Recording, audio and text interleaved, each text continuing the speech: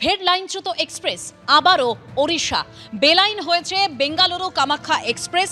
মৃত্যু হয়েছে একজনের, আহত হয়েছেন 7 জন। স্বাভাবিকভাবেই রেলের সুরক্ষা নিয়ে আবারও প্রশ্ন উঠে যাচ্ছে। বিস্তারিত জানবো, আমাদের প্রতিনিধি অরিত্রিক ভট্টাচার্য রয়েছেন আমাদের সঙ্গে টেলিফোন লাইনে। অরিত্রিক, দেখো, যেটা জানা যাচ্ছে যে আজকে সকালবেলার ঘটনা অবশ্যই, এবং ব্যাঙ্গালোর থেকে ট্রেনটি যাচ্ছিল কামাখ্যার দিকে, এবং কটক পেরোনোর কিছুটা পরেই যখন এটা নেরগুন্ডি স্টেশনের কাছে আসে তখন 11:54 সময় ট্রেনটি বেলাইন হয়। 11টি কামরা বেলাইন হয়ে গিয়েছে, তবে যেহেতু কোনো কামরা একেবারে উল্টে যায়নি, সেখান থেকে কিন্তু কারোর মৃত্যু হয়নি। যে ঘটনাটা ঘটেছে বলে জানা যাচ্ছে যে এই ট্রেনটি যখন বেলাইন হয়ে যায় তখনই আতঙ্কে একজন ট্রেন থেকে ঝাঁপ দেন, তার মৃত্যু হয়েছে। ইতিমধ্যে তাকে হাসপাতালে নিয়ে গেলে মৃত বলে ঘোষণা করা হয়েছে। খুব স্বাভাবিকভাবেই বাকি যাত্রীদের মধ্যে কতটা আতঙ্ক ছড়িয়েছে তুমি বুঝতেই পারছো, এবং ঘটনাস্থলে ইস্ট কোস্ট রেলওয়ে ডিএম থেকে শুরু করে খুবদা রোডের ডিআরএম উচ্চপদস্থ আধিকারিকরা সবাই গিয়ে পৌঁছেছেন। এখন উদ্ধার কার্য মোটামুটি শেষ। যারা আটকে পড়েছিলেন তাদেরকে অন্য একটি ট্রেনে করে গন্তব্যে পৌঁছে দেওয়ার ব্যবস্থা করা হয়েছে। তবে কি করে এই দুর্ঘটনা ঘটলো সেটার তদন্ত শুরু করা হয়েছে। কোনো রকম ভাবে লাইনে অর্থাৎ ট্র্যাকে কোনো রকম সমস্যা ছিল কিনা সেটাও দেখা হচ্ছে।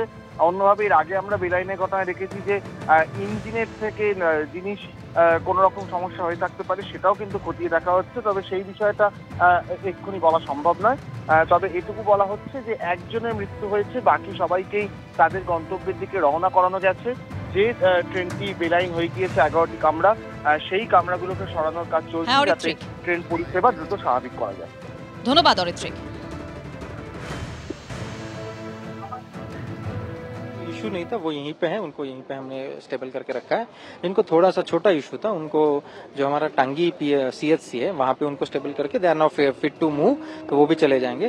बस 8 लोग ऐसे हैं कि जिनको रेफरल की जरूरत पड़ी तो उनको हमने SCB में शिफ्ट कर दिया, वो अंडर ऑब्जर्वेशन रहेंगे। 2 लोग ऐसे कि उनका जो कोमॉर्बिडिटी है उनकी वजह से उनको रेफर किया गया था, बाकी जो है माइनर इंजरी था उसकी वजह से किया था। एक जो है जो डेथ है वो जो आई विटनेसेस है वो बोल रहे कि जब ये थोड़ा सा स्टार्ट हुआ डीरेलिंग तो उन्होंने जंप कर लिया and because of that he died.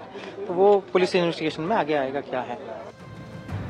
ভয়াবহ ভূমিকম্পে বিধ্বস্ত মায়ানমার, তছনছ হয়ে গেছে থাইল্যান্ড। মৃত্যু মিছিল। এখনো পর্যন্ত মায়ানমারে মৃতের সংখ্যা বেড়ে দাঁড়িয়েছে 1644। ধ্বংসস্তূপের নিচে এখনো অনেকের চাপা পড়ে থাকার আশঙ্কা রয়েছে, ফলে আরো বাড়তে পারে মৃতের সংখ্যা। আহত 3500-এরও বেশি।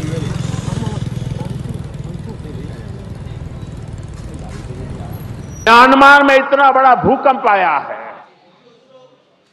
भारत ऑपरेशन ब्रह्मा के तहत वहां के लोगों की मदद के लिए सबसे पहले पहुंच गया है। जब तुर्की में भूकंप आया, जब नेपाल में भूकंप आया, जब मालदीव्स में पानी का संकट आया, भारत ने मदद करने में घड़ी भर की भी देर नहीं की।